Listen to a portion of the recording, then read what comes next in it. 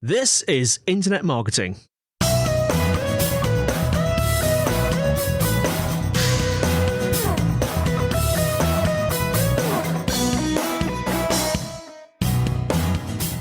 Hello and welcome to the Internet Marketing Podcast brought to you by SiteVisibility. I'm your host, Scott.colenutt, and today with me is Viveka von Rosen, co-founder and chief visibility officer at Vengreso. And we're going to be talking about how to master LinkedIn in 2021. Welcome to the podcast, Viveka. Oh, thank you so much. I'm happy to be here. And we were just talking in the green room. There's so many cool new features I'm excited to bring to the table. So let's get started. Oh, absolutely. Yeah. And to set the episode up for both you and our listeners, and actually for myself, we don't record so many episodes specifically on LinkedIn. Mm-hmm. I don't really know what that is. It's just the way it's worked out. But I am interested in LinkedIn has become my secondary social media platform, if you can still consider it that. So I use Twitter primarily, and maybe 5 to 10 years ago, I knew of LinkedIn. I maybe had a profile, but I never really used it regularly. But now it's a platform that I use either every day or every other day. I'm still at a funny place with it to set up this episode again. So it's not that I'm uncomfortable using LinkedIn, but it's developed so much. There are so many new features that I'm sure we'll talk about in this episode, that I think it's just about finding what is comfortable and authentic to you to post and engage with on LinkedIn. And that's the art that I'm trying to master, and also how much time that I want to dedicate to it too. It's a chance in this episode to refresh our memories of how LinkedIn can be used, who's using it, and some of the latest features that you might not know about that maybe you can experiment with. And I think you're the perfect person. I've seen your content to talk about these kind of topics. Oh, thank you. Yeah, absolutely. So do you just want to take a moment to introduce yourself to our listeners, and anything else that our listeners should know about you and your expertise on LinkedIn? Sure. So my name is Viveka von Rosen, which you got absolutely correct, because there's a new feature on LinkedIn called voice pronunciation. So if you've got a difficult name like mine, you want to make use of that feature.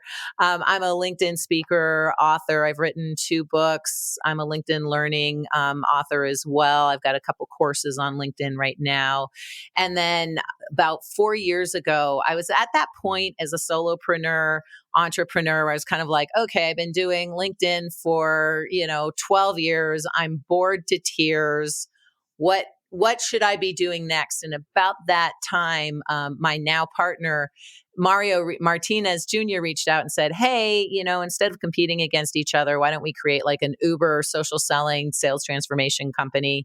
And so myself and 7 others, we're now whittled down to 4, came together and created Vengreso. And so it's myself, Mario Martinez, Kurt Shaver, and Bernie Borges, which has been pretty exciting. And I don't want to sound happy about this, but COVID's actually been a good year for us, because we teach people how to get to hello, how to use LinkedIn to create quality conversations with their connections and with their prospects. And it's what we do is very needed right now, as people shift, especially salespeople shift from field sales, conferences, trade shows to, I got to do everything on Zoom now. I don't know how to do it. And so LinkedIn is a phenomenal tool. It's almost replacing in some ways the conference, the trade show, as a place where you can go to find those prospects, find those leads.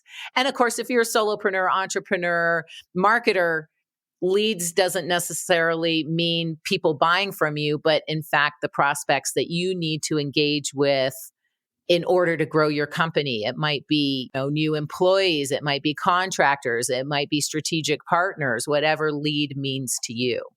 I hadn't really thought about that point about the pandemic accelerating LinkedIn's use, but it makes sense now. And I'm wondering myself whether that's a reason that I've been using LinkedIn more as well. I can't say that I'm not typically a sales orientated person, but my role in the company at SiteVisibility, I'm responsible for sales, for marketing. And so I know I need to be on LinkedIn to do that. But having thought about it, there is that absence of in-person events, in-person networking. And so it makes sense perhaps that me and others are maybe spending more time on LinkedIn and have done so over this last year. I am interested to know, so you've written the book on LinkedIn an hour a day. Yeah. And I'm curious, and that was where are we now? That was 8 or 9 10 years ago now? 10 years ago, yeah. It's So, old. well, I'm sure one thing that I'm interested in as we talk through this episode is I'm sure there are going to be some principles in that book that still apply today. Yeah. I've no doubt about that, although some of the features and functionality have changed. But I'm curious to know your LinkedIn routine as a starting point Sure. today. So, Yeah, and folks, don't how buy much that time book. do you spend? Yeah, Don't buy that book. don't buy that book. It's 10 years old. That's like 150 in social media years. Like it is so out of date.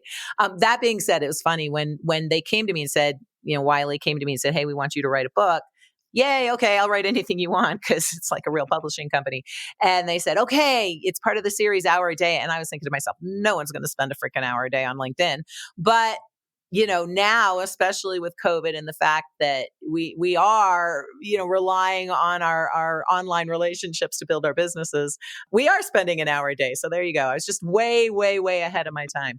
But as far as my own LinkedIn routine, it's funny because my role is Chief Visibility Officer. So like you, Scott, I'm not as involved in the sales, except for the fact that I'm involved in creating, more visibility for our name out there on LinkedIn. So what I do is going to differ a little bit from what the sales department would do or what our customer service folks would do or what our graphic and marketing team would do. So I'll speak to mine, but then of course I can answer any questions for any of those other divisions as well. So first thing, I open up LinkedIn. I laugh, but you even said it, you get on LinkedIn a couple times a day. So I would recommend if your audience is on LinkedIn, jump in every day. The first thing I do is I check my invitations to connect. Now I'm like you, I'm very out there. So most of my engagement on LinkedIn is inbound. So it's people saying, "Hey, I listened to your podcast. I listened to your live. I saw your article here. Would you like to connect?" So I'll go into my invitations to connect, see who's there, and we'll talk about the spam piece in just a bit, see what's spammy, see what's real. And then I'll go through it. I send everybody a message because even if I'm not going to connect with you, I can still send you a message. And I use video to do that because it differentiates me from everybody else. But I'll send a quick message both to the people I accept and those I don't. And then that generally leads to more activity in my inbox. So then I can continue the conversation with someone who's a good prospect for me, which will then hopefully lead to the phone call. So almost everything I do is to get those inbound leads that I can then port off to my sales team. I'll also create content. I blog once in a while, but now we've got a whole team that does that. So when I say create content, I'll create a native post or a native video that points to content that the marketing team has already created. Thank you, marketing team, because I'm graphically impaired. So it looks way better when they do it. And then sometimes I'll just get into our social sharing tool. We use Everyone's Social, but there's some great ones out there, Agora, Pulse, Hootsuite, Hubs. There's a bunch of really good tools out there. And I'll make sure that I've got enough content going out to keep myself visible to my audience over the next week. And then I'll go into my notifications and see what kind of activity I've received from that content that I've put out there, see if there's someone there that, again, I need to continue the conversation with. And then, of course, I'll go and do that. We use scheduling tools, so there's not this back and forth. And that's pretty much what my day looks like. Of course, if we have a big launch that we're doing, like we just launched a new piece of software called Fly Message, I'll have to go into my profile and change the background image and change my header a little bit and add a new experience section to promote the product in this case. But that's not every day. That's probably, it's whenever we have something new to launch. So your LinkedIn profile can be relatively static, but your activity needs to be daily. And I need to get to that spam piece and invitations, like everyone. And that's why I'm so excited about this episode, because these are burning questions that I have. So as I said, I've been using LinkedIn more over the last year. So I've started to notice, I guess, my behavior and being conscious of my behavior. And I've just got over I'm around I think it's like 1,000 or something connections. So not that many. It's pretty average, I think. And then I was looking in research for this episode. I saw that you had I think at the time, maybe 45,000 connections or followers, however you describe them. Yeah. And it's just I imagine you just get a crazy number. I get a crazy number of invitations at the level that I'm at. And so you must get just a crazy number. And I just need to know how you manage that. Yeah, I get about 100 a day. So Wow. Now I'm at my limit of connections, which is 30,000. You can have as many followers. It's like Twitter, right? You can have as many followers as you want, but you can only have a certain number of connections. So I have to be, and I recommend everybody else be really discerning too when it comes to connecting to people on LinkedIn for a few different reasons. Now, the reason I'm at 30,000 is I've been on it for 16 years. I've written 2 books on it. I'm a LinkedIn learning author. I'm literally the at LinkedIn expert on all the socials. So I get a lot of invitations. And so even culling 90% out, I'm still at my limit. But 1,000 to somewhere between 1,000 and 5,000 connections, I think is actually prime, because it's definitely big enough that you're exposed to the bigger networks out there, but it's also manageable. And what you start to see in your feed is relevant to you. Whereas with 30,000 connections, even though, all right, I was going to say I do it, but my assistant does it.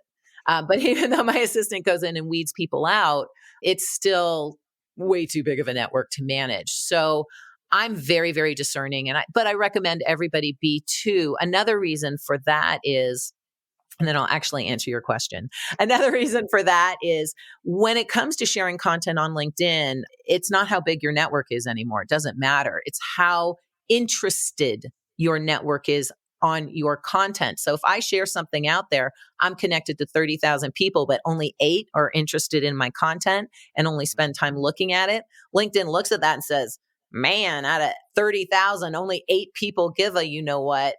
We're not going to promote this. We're not going to make this very visible. Whereas if, Scott, you were sharing content and 300 of your 1,000 connections are engaging, looking at, reading your content, LinkedIn's going to go, oh, nice percentage. Let's open it up, not only to the rest of your existing network, but beyond that, not only your connections, but beyond that into your existing network. That's what I meant to say. So your first and second level connection. So that's why having a quality and smaller network is more important. So how do you manage spam? Most people, like I said, I'll send a response to everybody because, hey, maybe they didn't know they were supposed to customize the invitation to connect. Maybe they're not actually working at that company. They just haven't updated their profile. So now they're working here. So I never know who's inviting me to connect. So I send a message to everybody. I just simply don't accept anyone except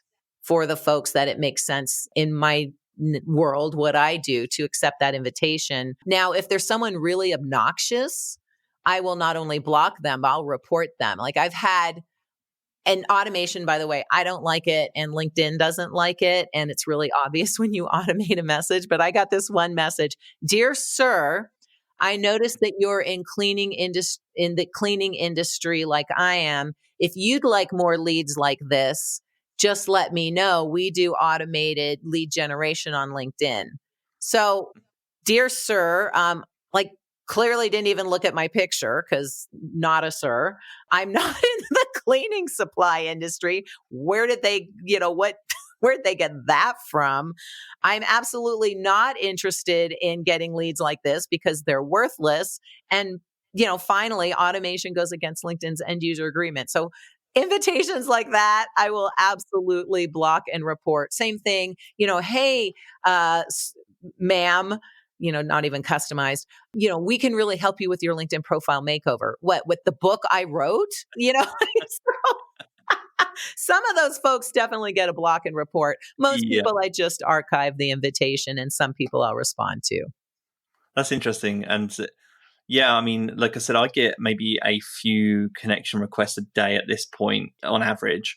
And I'm getting to the point now where I'm kind of considering, it's actually made me think a little bit about, at one point I was probably accepting all invitations, but I think I'm on the cusp just being around the 1,000 mark where, like you said, in my feed, it's still pretty relevant. But every now and then I'm starting to see that spam creep into my feed a bit as well. Yes. And so, like you said, in almost protection of your visibility, you need to be conscious when you start to see that, it sounds like, of Yes. who you're accepting, because otherwise you're going to reduce your visibility through, I get essentially the ratio of your number of connections or followers to the engagement of your posts. Is that fair? Yeah, that's spot on. And on the automation front, you mentioned an assistant there.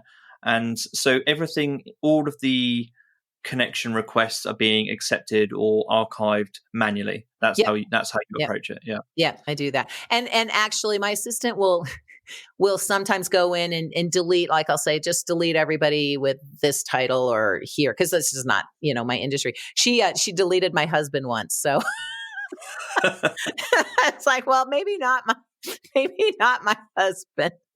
But who's actually he's also my buyer persona. So that I don't know what was up with that day. But yeah, because it's awkward when your assistant goes in and sends a message to your cousin, that looks weird. And so I take on most of my own engagement. Plus, you're not supposed to have an assistant in there. So as far as, delegating the routines, there's some that you can do. It still goes against LinkedIn's end user agreement. But automation, I absolutely won't do anymore. And I don't recommend people do it because they do it wrong. And the problem is people are hiring these automation companies or using these automation tools, and then they get restricted or they get their accounts deleted. Let's not even get into that conversation.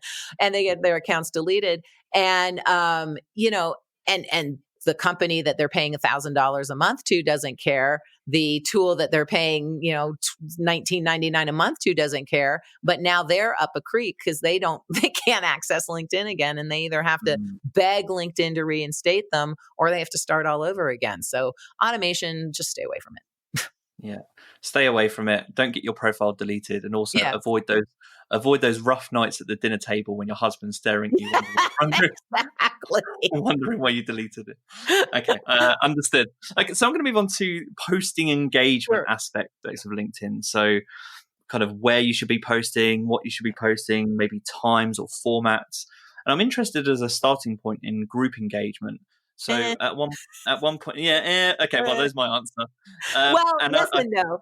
Like groups used to be it, right? But then the spammers caught on to that. And because they abused groups so badly, LinkedIn just really tightened up the security around it, which meant that they threw the baby out with the bathwater. And now, you live and die by notifications when you're sharing content. And half the time you don't get notifications on your group engagement. So you don't even know if someone's having a conversation with you. So I'm not a huge fan of groups. I don't spend any time there. That being said, we're working with a company right now that has a very unique, they create the resin for piping. And so it's harder for them to find their buyer persona, their targets on LinkedIn. But there are some groups in the real world that anyone who's a member of that group in the real world, like ASPE, et cetera, they're a target audience. They're their target. And so for them, I'd say, okay, go join the ASPE group on LinkedIn, because now you have an opportunity to see who's in it. Plus, if you're in a group, you can message the group member directly, which is why all the spam happened. You can message the group member directly and start that conversation without even having to connect and without paying for Sales Navigator.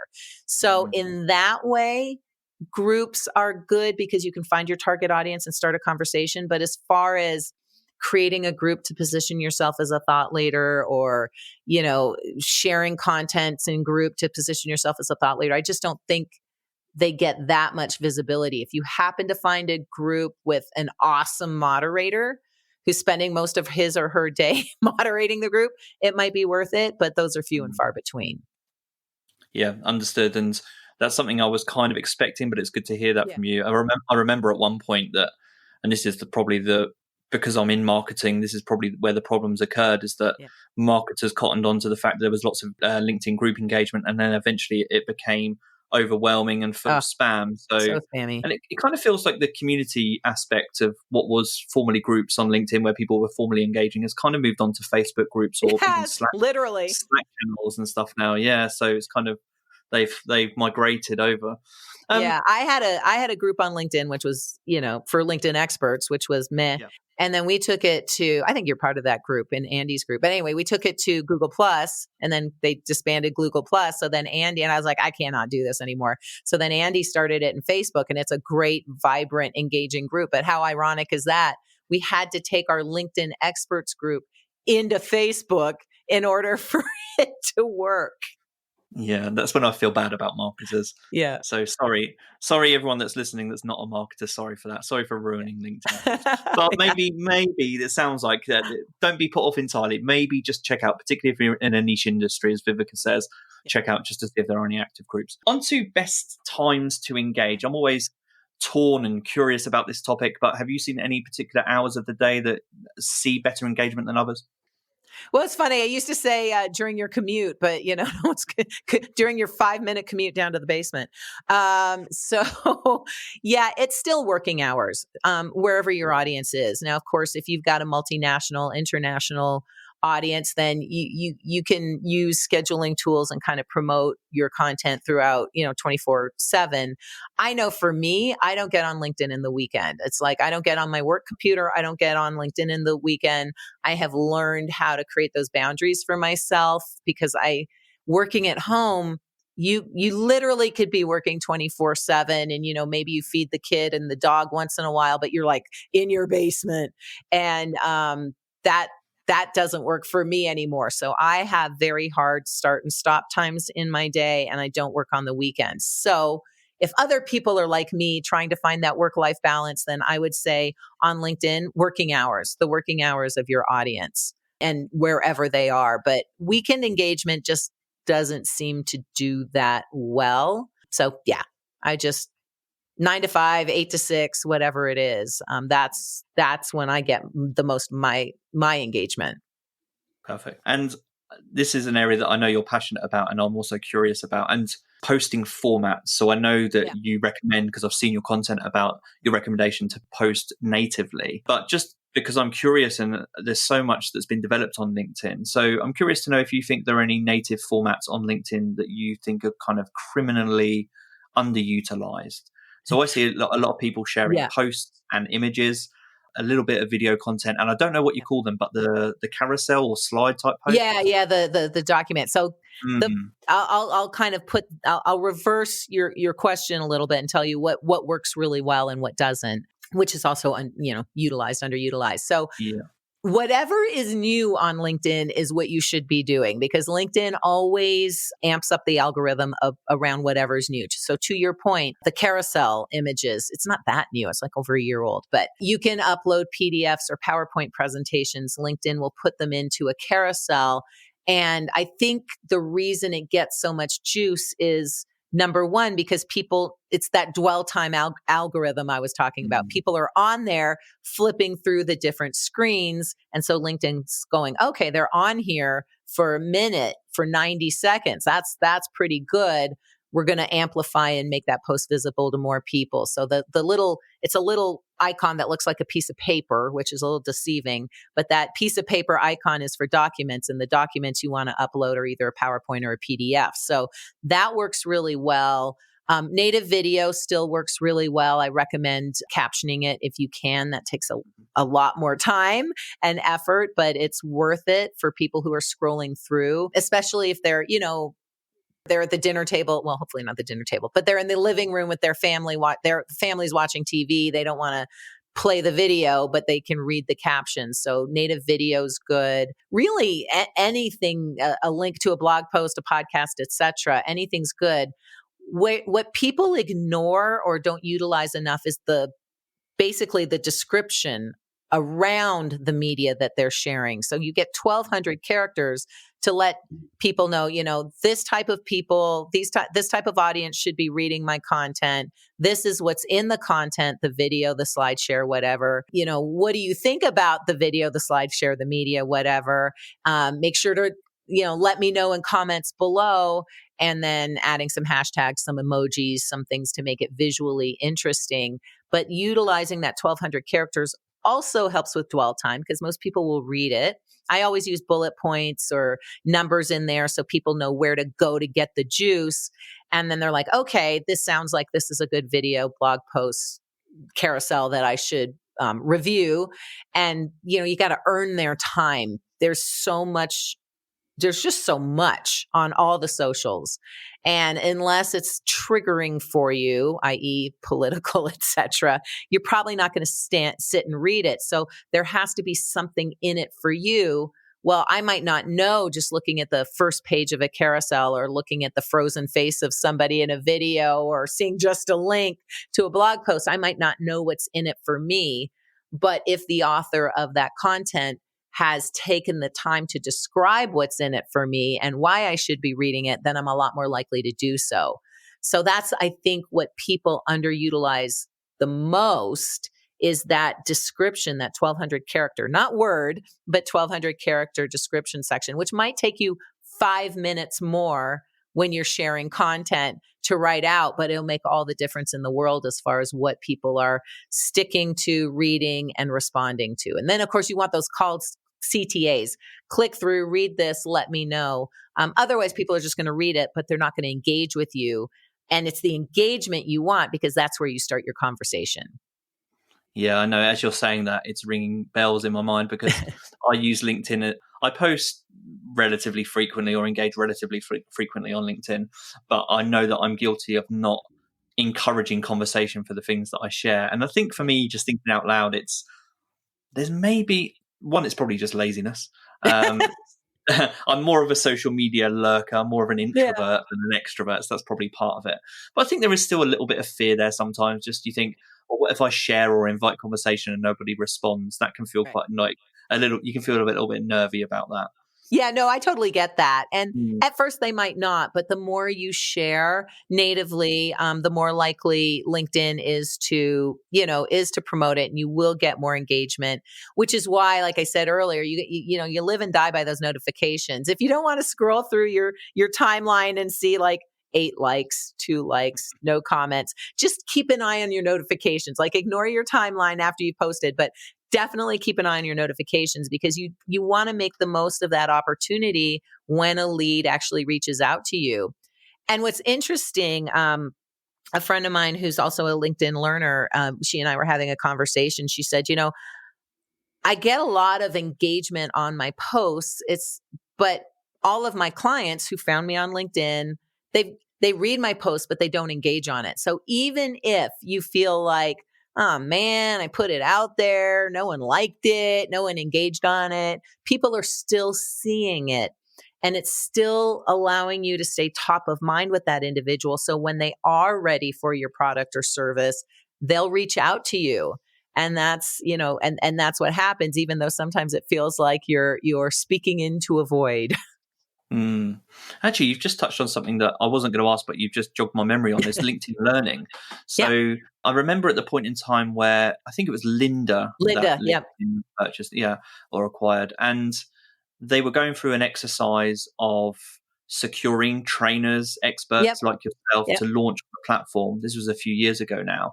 What's the situation with LinkedIn Learning at the moment? Is there still kind of a gatekeeper there, or can anybody launch a course on LinkedIn? Right, so it's more controlled than other platforms. Super gatekeeper. Like I've the reason I got into LinkedIn, it's kind of a long tail. So my first book was with Wiley, LinkedIn Marketing an Hour a Day. My executive producer on that was Willem. I want to say Defoe, but that's not it. Sorry, Willem. I'm totally spacing your last name. I apologize for that. Anyway, Willem was hired away from Wiley into lynda.com. So when Linda was looking for someone to do a LinkedIn course, Willem's like, oh, I got the person for you. And so I got into Linda. And then once I was into Linda and was doing the LinkedIn stuff, of course, once LinkedIn bought them, then they kept me. But it's very hard to become a LinkedIn Learning author. It's not like Udemy. And in fact, I'll reach out to my now producers, Nicole, and say, hey, I've got an idea for a new course. And she's like, okay, let me go to bat for you. And, half the time, well, okay, not even then, 30% of the time LinkedIn Learning goes for it. And the other 70% of the time they're like, yeah, no, we already have something. So if you have a very, very unique point of view, a very, very unique product or service,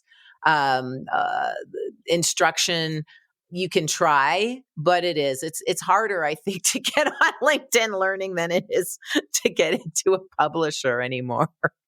And just a quick plug as we're talking about that and your work on LinkedIn Learning. So I remember seeing, I think you've got 3 courses, is it? One on B2B marketing, one on B2B marketing, employer advocacy. We dropped the other one, which was on ads, because there's just a better person to do ads. And we dropped the LinkedIn for business because I introduced them to my friend Michaela, who does better job than I do on company pages. So they had her do the company page one. So it's, I just have 2 courses right now. Working on a third, but only 2 up. Can you give us any preview about what the third's about? No, I'm not allowed. That's okay. Well, what I will say is, for our listeners, if you're interested in this podcast, you're enjoying Viveka's content that she's sharing, I'll link to those in the show notes so you can learn more. And we'll share more links to that later on in this episode. And just going back to posting and engagement, I'm curious about hashtag etiquette. And the reason I say this, the reason it's a burning question, is because hashtags on LinkedIn, from my awareness, they just weren't there one day, and then all of a sudden they were. And so now I'm back in that zone when I'm sharing things where I'm thinking to myself, well, how and where, and mainly how many in terms of LinkedIn before someone looks at your content and thinks, oh, that's a bit much. So exactly. I say somewhere between 3 and 5. And I recommend one niche one, one unique one. So unique to you that no one else is going to use, because that helps you find your content and see the engagement on your content. So we have a few, like we've got Vengreso vids. Anytime one of the or anyone in our company creates a video, we use hashtag Vengreso vids. We've got Vengreso pics. Self-explanatory. We've got Vengreso awards. So if when our clients go through our program or learners go through our program, they get a certification at the end, and then they use the hashtag Vengreso awards. And then that way we can congratulate all our learners on their successful completion of our program. So something unique to you, it could be your name, just something unique to you that probably no one else is going to use, that you use mainly to track your content, because it's a little bit spaghetti on the wall with content on any social platform. The other thing is something niche. So while other people might use selling with LinkedIn, selling with Sales Navigator, selling with video, those are literally our programs. And so we use those niche hashtags that other people can use and help promote our content. And we don't own them per se, although we do have the URLs, but that is a little bit more common, but still niche enough within our industry that it would mean something to us and to our learners and to our prospects. And then you want to use the third type of hashtag you want to use is something that's like a good keyword, social selling, the whatever keyword in your industry you might use. That, just think Google search. Like if someone was looking for someone like you, what would they be Googling? That's a good hashtag to use.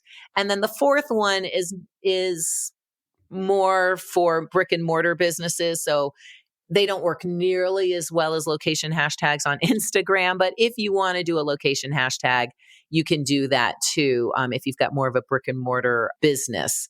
And so, one of each, maybe 2 of each, but you're kind of pushing it once you get past 6 hashtags. It starts to look a little markety, a little spammy. Yeah, a little spammy. That's maybe how I think of it too. Yeah. It's always funny. You reach that moment when you're posting something, you're like, oh, one more. And then your mind's like, no, that's too many. And exactly. Now it's spam. And do you use the auto suggest hashtags for your hashtag research on LinkedIn, or are there any other third-party tools that you're aware of that enable you to do a really good job of hashtag research? There probably are, but you'd have to ask my marketing team. Yeah, I'm lazy, so I just use a unique, whatever I'm talking about. We usually have a niche hashtag about whatever. We do these marketing sprints, so I kind of know what the sprint is for this quarter. So I'll use that hashtag. Obviously, if we're launching a new product or a new service, we'll use that niche hashtag around the product or the service. Once in a while, something will pop up in the suggestions. I'm like, oh yeah, click, I should use that one. But most of the time I'm just doing it more organically. But my marketing team probably has a different answer. Yeah, no, I mean, for me, I've used hashtag research tools in the past and they're always helpful. Yeah. Generally, generally hashtags that are used on one platform are used across others as well. Yes. But I find the auto suggest hashtags on LinkedIn quite useful, actually. And Yeah. Once in a while, something will pop up. I'm like, oh yeah, that's a good one. Okay, and moving on to profiles and pages. Yes. So I read I'll start off with employee or personal profiles on LinkedIn.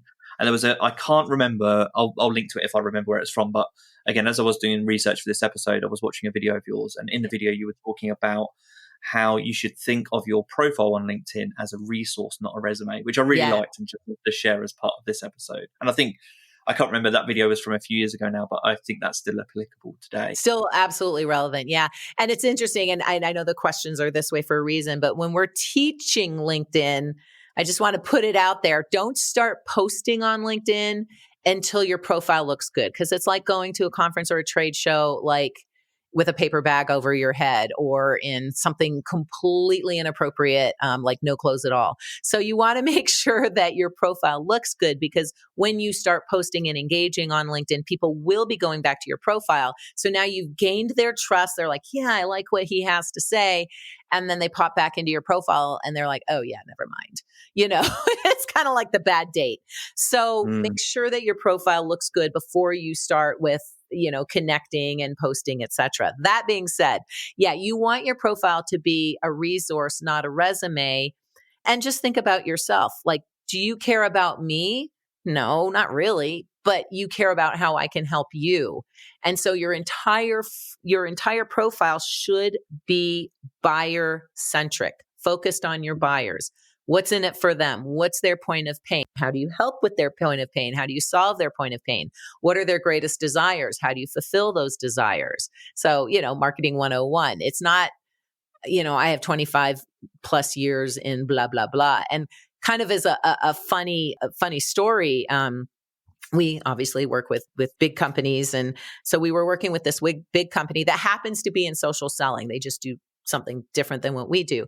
And they're like, oh no, we got it named. We're we got it made. We're rocking it. We're awesome. We don't need you.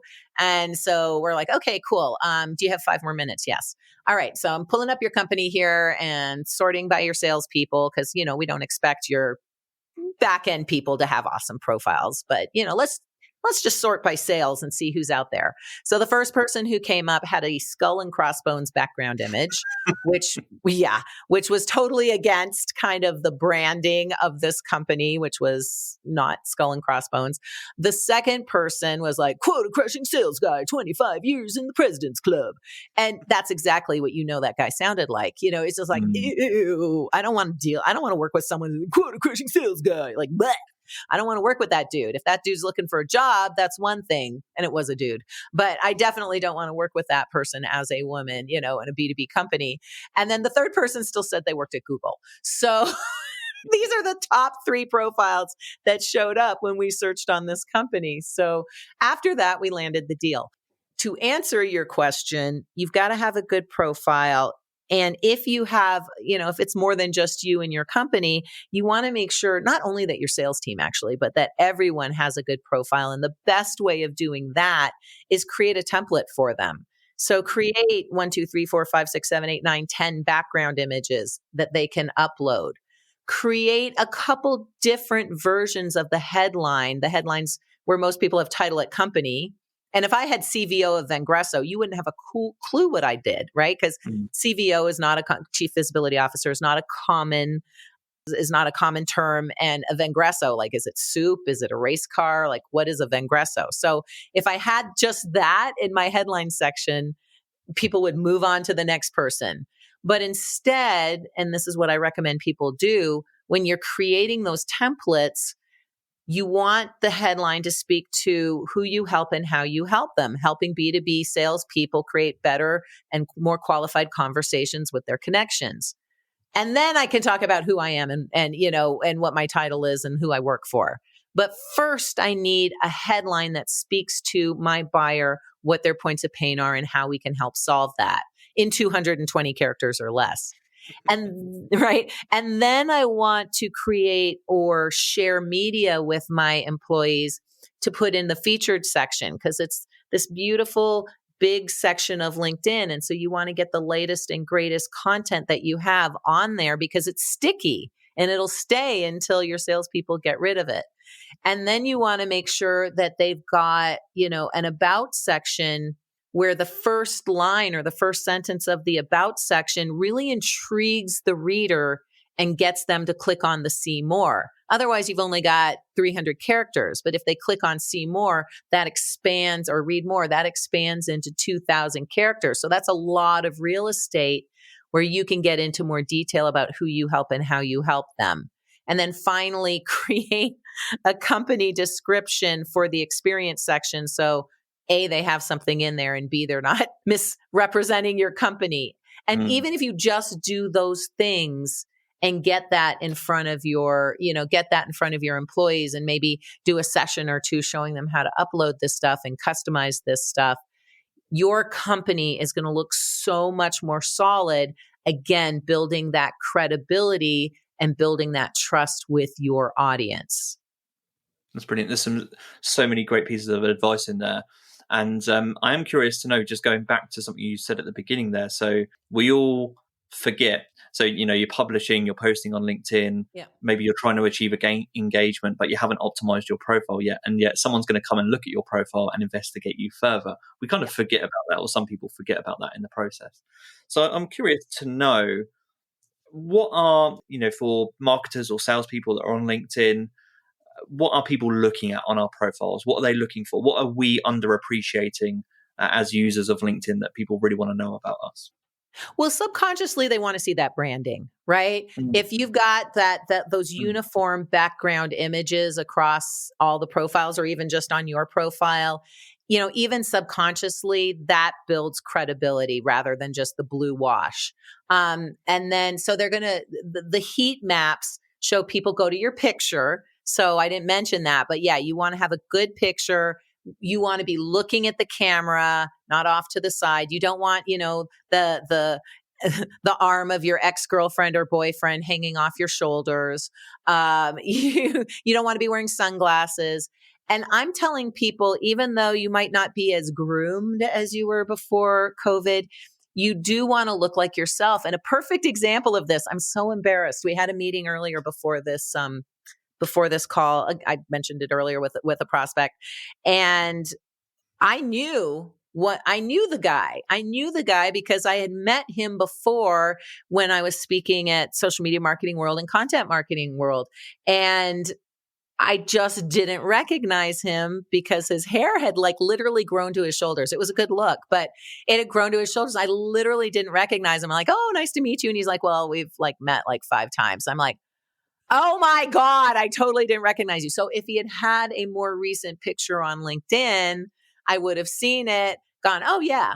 And then and then not put my foot in my mouth. So make sure that you've got a picture that looks like you do right now. You still want it to look professional, but if you've got a beard, if your hair is longer, if you're wearing glasses, if you're not wearing glasses, make sure that photo actually looks like you, close up, looking at the camera. So when we get on Zoom, I actually recognize you. That's number one.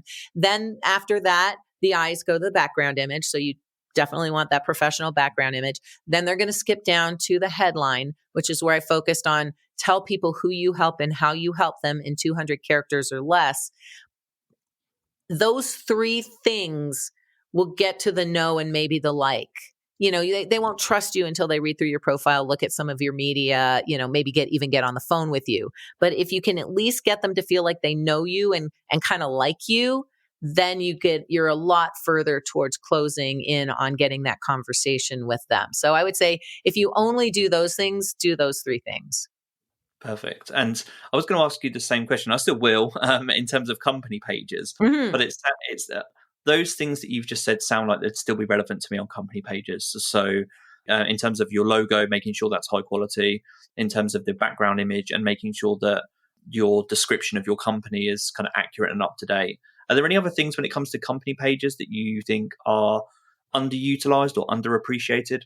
Yeah. So with your company page, again, you want that background image. And if you can make it cohesive Like we're launching this software called Fly Message right now, and so we all have the fly background. So does our company page, obviously. In addition to that, there's a tagline, which is 100, or maybe it's 220 characters. I can't remember. It's either 120 or 220 characters. There's a tagline. And then there's a button that people can press. So it might say, go to my website, read more.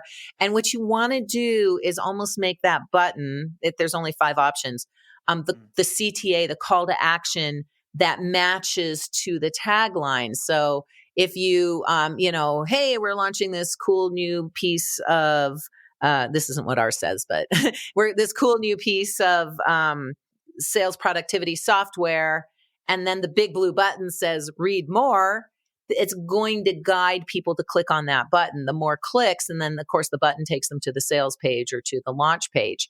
And so that's such an amazing free tool, and very, very few companies optimize that. And then of course you want to be sharing content. And to my point earlier, the more that you can use that description section in the content section of whatever media you're sharing, the more likely people are to read and see that content too. And then the final piece I'll say, combining these two things together, is that make sure your employees are going to your company page, liking your content because LinkedIn likes that, and sharing content from your company page, because when they do that, the little follow button goes with them or with that content, and you'll get more people following your company page. More people following your company page means more visibility. So those are the things that are not being utilized enough, and that's what people should be doing. And that's what my 2 courses are actually variants of that, B2B marketing and then employer branding on LinkedIn. Both of those are variants of what you can do with your employees and your company page on LinkedIn. That's amazing. There's one feature that I love for company pages as well. It ties in with what you were just saying about liking, but the notify employees button. Yes. It's just so Yes. handy to, Bing. people are on LinkedIn. Yeah, just a bing, and then it comes up as that notification for your employees that you've, posted new content on your page. So exactly. I really like that feature. You can only do it once every 24 hours. So if you are posting more than once a day, then Bing, do that for your most important piece, and then just send an email to your employees. And we do this all the time. Like, we always use that notification button, but if there's a post or if there's a reaction to a post that we want our employees' eyes on and activity on, because sometimes one of the things we do is called the social surround. So we'll find our prospects on LinkedIn. They're all on LinkedIn. We'll find our prospects on LinkedIn. The ones who are sharing content, our salespeople will keep an eye on what they're sharing. They'll respond to the content, and then the rest of us will pile on. They'll send the link to the response, and then we can get in there and pile on and continue the conversation for the salesperson, which promotes massive visibility with our prospect. And so when the salesperson then goes, hey, want to connect? They're a lot more likely to say yes. I want to move on to some of the latest LinkedIn features to close the episode today. So I want to start off with story content, because that's very new. I'm going to say last 6 months, maybe. Yeah. I'm curious to know more than anything. So what I'm seeing is I follow similar people cross-platform. And so I've started to see people repost the same content on each platform. To be honest, that's a bit irritating. It's boring me now. Yeah. And so what I'm interested to know is whether you've seen any really good examples of people that are sharing unique content on LinkedIn stories, and just your opinion on the feature and whether you like it. So I'm the wrong person to ask, because I don't use stories at all. I was like, I want stories. And then it was so freaking time consuming to create a decent story that I was just like, you know what? I got better things to do with my time. But to your point, if you're already using stories on Facebook, if you're already using stories on Insta, if you're already using stories on Twitter, yes, it's a little monotonous and boring, but the omni-channel, you're very active on all the socials, but your audience might not be. And so if you're already spending the time to create a good story, then why not repurpose it on LinkedIn? Little quick story. I was about stories. Story about stories. I was in Cape Cod with my friend Subi Zimmerman, who's like the queen of Instagram. She is to Instagram what I am to LinkedIn, or vice versa. And so it's really funny because she drives my husband nuts because she's always on her phone because it's her job. And so I'm thinking to myself, like, how freaking long can it? I mean, honestly, now, how long can it take to do a story? It takes her an hour to do, like, maybe a 30, 40, 50, to do 3 or 4 slides in a story, because she's this is what she does for a living. And she has a ton of people who are engaged with her stories because they're great quality. At which point I said, I'm not doing stories. Because I knew the quality and what I was going to create for LinkedIn was not good. It was going to be subpar to what is really needed in order to get people to engage. That being said, people who use stories well, I think it's a great tool, because what happens is when someone wants to engage with you on your story, it comes across as a private message, which is, that's what you want, right? You want private non-spammy messages on LinkedIn to start those conversations. Like, that's freaking amazing. But in order to get that engagement, I think you have to have quality stories. And in order to have quality stories, it's time consuming. So you have to decide, where do you want to spend your time? That's a really good train of thought for story content. So I like that too. And yeah, I'm finding my feet with story content and deciding how much time I want to commit to it too. So I guess it's a question of prioritization. It is. Yeah. A couple of other features that I'm aware of I wanted to ask you about. So LinkedIn Live, I didn't know its current status in terms of accessibility. Is it still invite only? It's still invite only. Now, that's something I'm willing to devote my time to, because similarly, once someone's on your live and asking you questions in your feed, what an awesome opportunity to engage with them, and engage with them live. It's not like 5 minutes after or 50 minutes after where you respond to a question in your feed and it's like you already lost that opportunity. It is bam, in the moment. And so I love, love, love LinkedIn Live. Again, some people do it well, some people don't. It's just a matter of how much prep you put into it. I highly recommend, if you're going to do live, my favorite platform for it is StreamYard, because then I can go live on all of my platforms.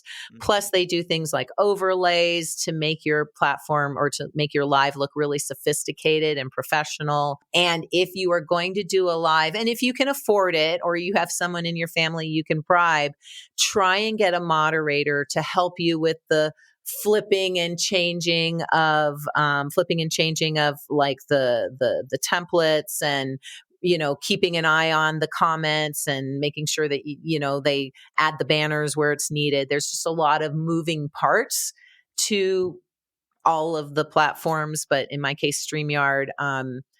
But if you do it right, it looks really, really good and really professional. Amazing. And lastly, in terms of features, I wanted to ask you about LinkedIn newsletters. And I didn't know whether that was also invite only still at this particular stage. It's invite only, and I cannot get an invite. A friend of mine, Peg Fitzpatrick, works with Guy Kawasaki, and Guy was one of the first people to get newsletters. So I'm like, okay, give me the lowdown, man. Like, how do I do it? And even with the lowdown, I can't. Yeah. But it's so cool, right? So when you create content, and that's like the only reason to create articles on LinkedIn. LinkedIn will send an email and say, hey, you should totally read this newsletter and become a part of the subscription. So it's really awesome. And if you find out anything, let me know. And then let's not forget the really cool, because I forgot to mention it when we were talking about employee profile optimization. There's a really nifty little feature. It's only available on your mobile device, called name pronunciation. So if you've got a difficult name like mine, I'm always getting Viveka, Vivka, Veronica, Vivian, Vivitar, V.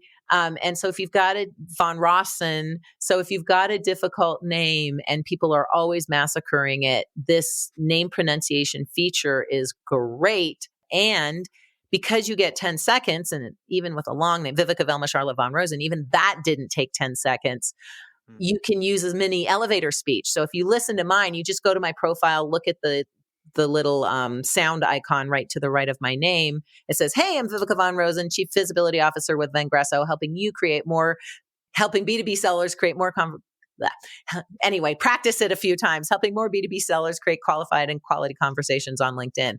And so you get to say your name, your title, your company, but also who you help and how you help. So it's a version of your headline, but it's really cool. You can only create it on mobile, but you can listen to it anywhere that you can look at a LinkedIn profile. So that is a super nifty little feature that everyone should be making use of if possible.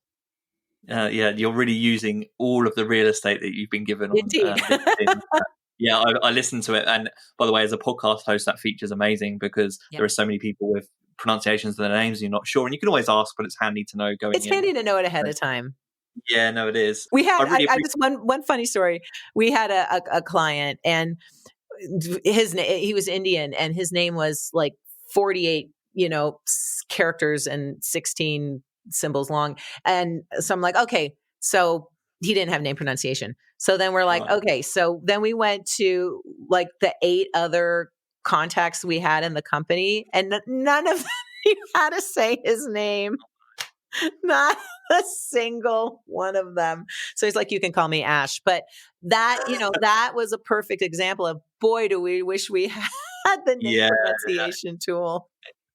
Really helpful for that. Really helpful. I know we're out of time, but I just wanted to say you've provided so much value. You've been an amazing guest for this podcast. Certainly made me think about LinkedIn a little bit differently and think about some of the features and functionality that I could either use or use better. So thanks so much for that. Before I let you go, though, do you want to let our listeners know where they can connect with you and Vengreso?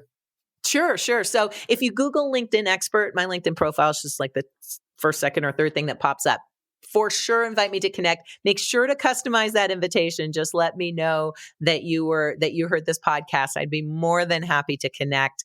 If you want to learn more about social selling, you could just Google Vengreso, 1S, Vengreso, not 2. It's not soup, 1S. And our YouTube channel has just a ton of free, great content.